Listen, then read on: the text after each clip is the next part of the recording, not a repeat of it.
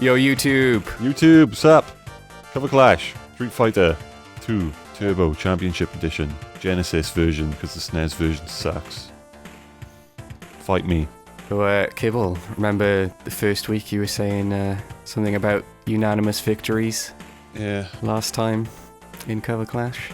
Yeah. How's that working out for you now, buddy? Well, I hope you haven't become too attached to your win streak, because it's time to say bye, son. Prepare to witness a battle rivaling that of Gandalf and the Balrog. Does Greg have the wits and the guile to win, or will he yoga fire a Blanka? I reckon it'll take him an eon to beat me. An arduous struggle of trials and grief. You don't have a vague idea of the musical prowess that resides within me. It doll seem like I'm a god in comparison. So watch and learn as I school you on how video game covers are done. Are you ready? Can you withstand the brutal precision of my musical delivery? Cover Clash. The saga continues. Are you done? Yeah. That took me a whole morning to write. We decided to randomize things again, because we had fun last time. It's 5 random instruments, random stage, and a random challenge. We both had the same challenge this time, which is to record without a metronome. Before we talk about our covers and get things rolling, be sure to leave a suggestion for next time in the comments and let us know who you think won at the end of the video. I got Blanka's theme on the randomizer, which I didn't really want to do, and I had one reroll, which is a new rule we've introduced. When we roll the wheel, we get a reroll if we've won a previous Cover Clash. But I chose to wait until I'd had my instruments, because I didn't know what my instruments were yet, and decided to roll when I got saxophone, because I can't really play it. And when I re-rolled, I got violin, which I can't play either. So I stuck with the saxophone, and yeah, that all went great. The metronome challenge I found quite tricky, because I'll be honest, my timing isn't great anyway. I thought of a bunch of ways I could go about it. The first was to sort of just do a free time thing and not really worry about having like a strict groove or anything. The other way was to just use a drum track, which isn't a metronome, but technically would be cheating. It's in bad faith, I think, if you do that. The third was to record some sort of guide track. I decided to do that option, which kind of tied into something else that I'd been wanting to do as well, which was like singing a track the way I heard it in my head and then playing the parts along to the way I sing it. But it turns out I can't sing in time either, so my entire recording process was a complete mess. But what I've learned from this process is that no matter how bad your recording is, in the editing process you can make it sound at least barely good. Yeah, I looked at some of your stream and I was like, oh my god, what has Greg done? And then he sent me the MP3 of the demo last night and I was like, oh, actually, that's not bad. Well done. Took a lot of editing, but it finally came together. To be honest, I think the hardest thing was trying to find some way to fit the slide whistle in. Like, I wanted to have that, the whoop sound somewhere, but I just couldn't fit it in. So in the end, I just sampled it and added some filters and oscillators and stuff. Made it sound a bit more like an organ. Yeah, I thought it was an organ at first. Yeah, I think in the end it all turned out nicely, so enjoy Blanka's theme.